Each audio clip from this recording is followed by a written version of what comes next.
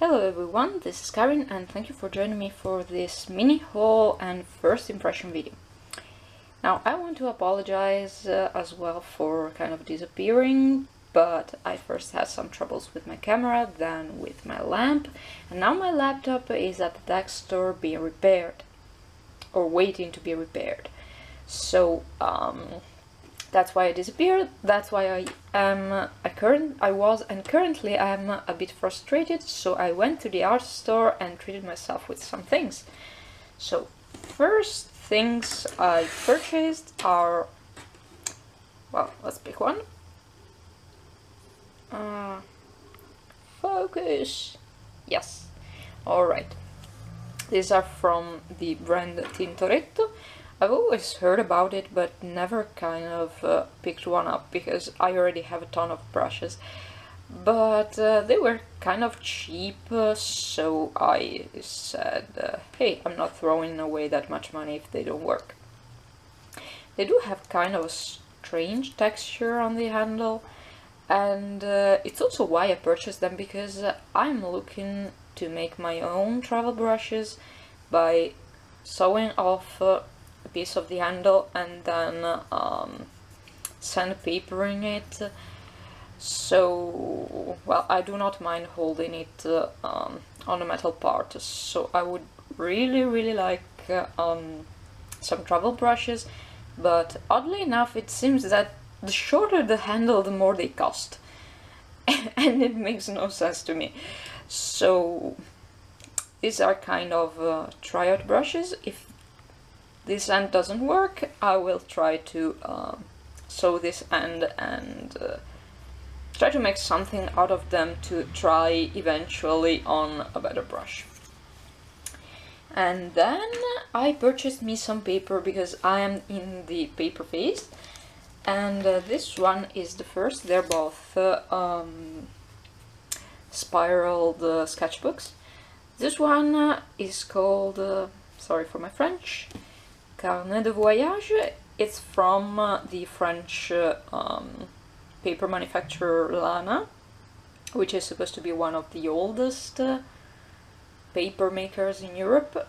I really had no idea because I've been seeing this brand only for... I mean, it's a bit rare.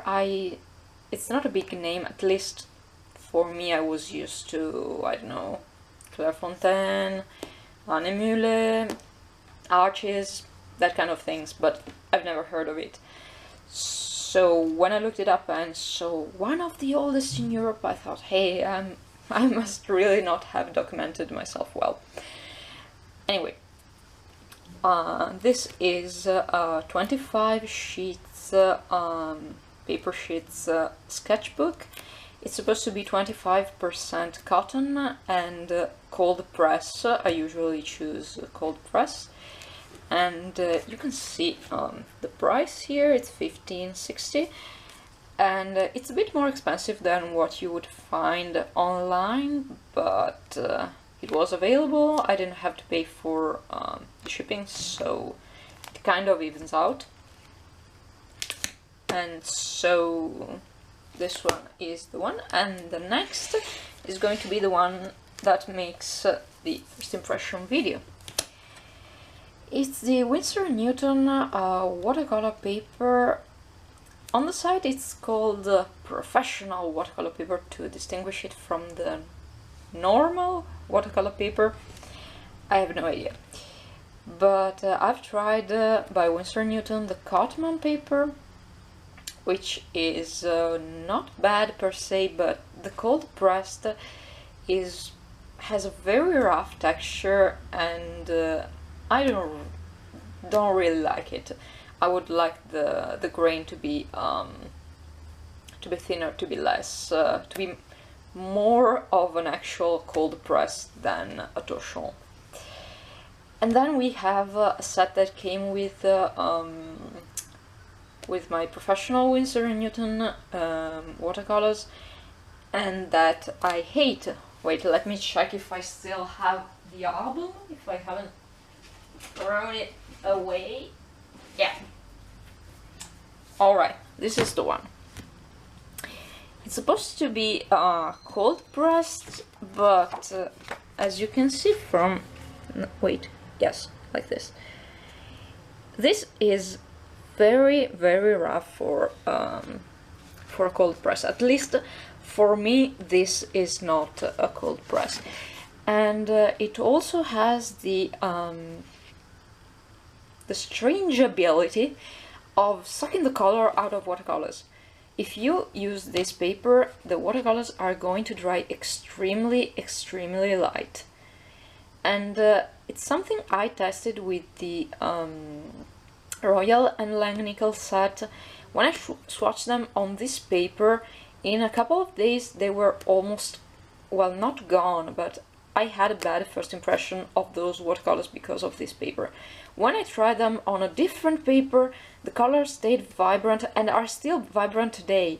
So I'm like, what is the problem with this fucking paper? Sorry. Yes, you can hear my frustration about my laptop right now. And so I am really hoping that this paper is not the same as that one, only in a different package, because then I'm really going to scream. So let's find out how this paper works. Let me sketch something and then I'll be right back. Okay, so sketch is done. And if you haven't recognized the house already, I'm pretty sure by the time I'm going to finish my coloring, you are going to recognize it pretty easily. At least I hope so. So, my first impression of this paper is definitely positive. When I opened it, I was quite worried about the texture, but in the end, it turned out to be a needless fear, because it's a very fine grain of cold press, so you don't get like enormous puddles of color on your paper.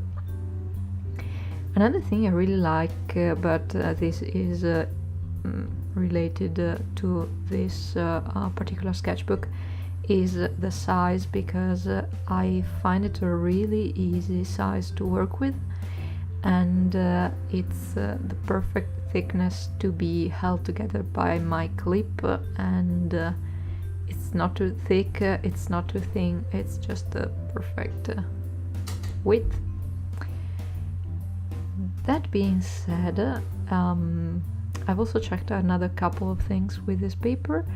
The first is if the watercolor would pass the holes on the left side of the paper, which is something I don't really like in my sketchbook, because I think it takes away from the wholeness of the picture. But in this case, the color does not filter through on the back nor on the second page, so I was pretty impressed by it, and so it is a feature I don't personally like, but I could overlook if needed. The other thing that you will see in the end is the buckling.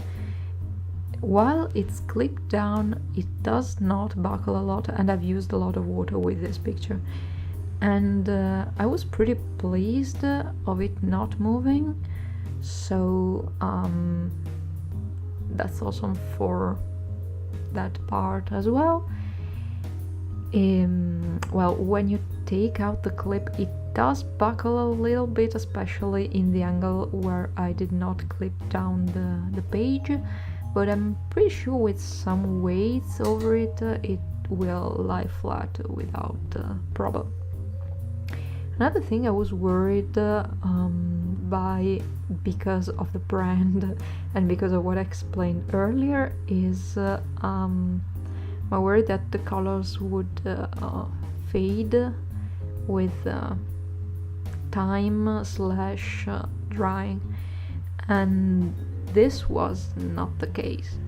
I'm pretty happy to say that a week after painting this picture, it definitely did not lighten the colors, nor the colors have changed dramatically from the first drying to a week later.